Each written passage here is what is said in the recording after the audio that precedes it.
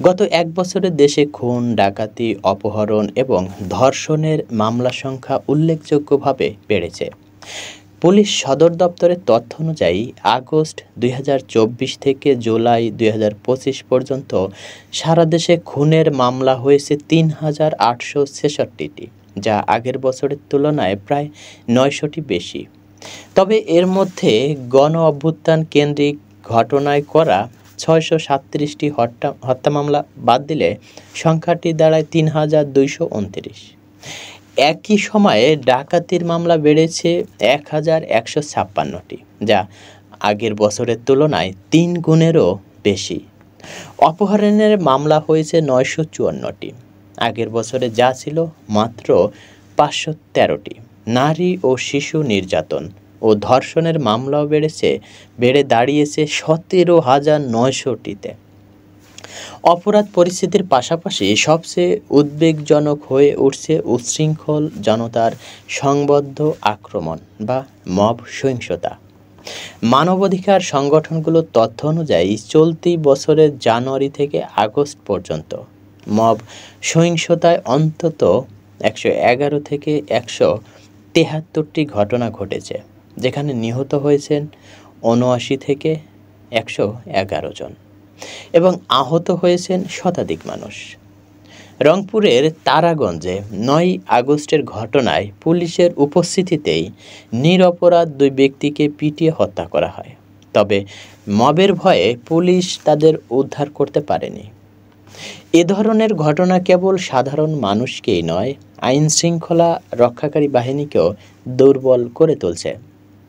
কোথাও কোথাও থানায়ও হামলার ঘটনা ঘটছে, যা পুলিশের উপর নেতিবাচক প্রভাব ফেলেছে।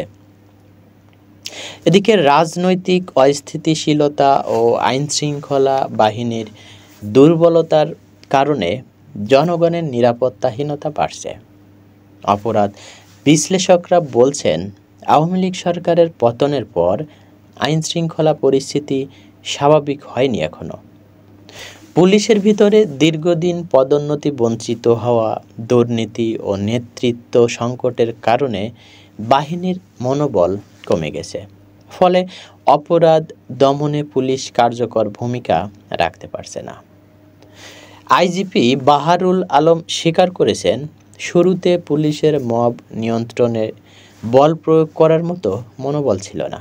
তবে সাম্প্রতিক সময়ে কিছু উদ্যোগ নেওয়ায় মব সহিংসতা কিছুটা কমেছে।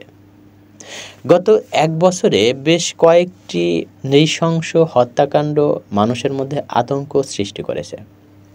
যেমন ৯ জুলাই পুরান ঢাকায় প্রকাশ্যে ভাঙারি ব্যবসায়ী লালচাঁদকে পিটিয়ে হত্যা, ৭ই আগস্ট গাজীপুরে সাংবাদিক আসাদুজ্জামান তুহিনকে কুপিয়ে হত্যা এবং ৯ আগস্ট রংপুরে গণপিটুনিতে ২ জনের মৃত্যু।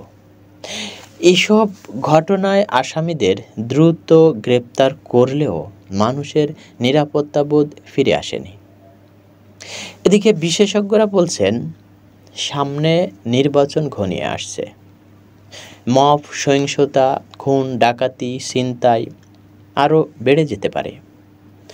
রাজনৈতিক অস্থিরতার কারণে পুলিশ শক্ত অবস্থান নিতে পারছে না। তাই পুলিশের বিশেষায়িত প্রশিক্ষণ, আইনের কঠোর প্রয়োগ এবং বিচারহীনতার অবসান ছাড়া অপরাধ নিয়ন্ত্রণ কঠিন হবে। অন্যথায় জনগণের নিরাপত্তাহীনতা আরও বাড়বে এবং আইনশৃঙ্খলা পরিস্থিতি নিয়ন্ত্রণ রাখা খুবই কঠিন হয়ে পড়বে।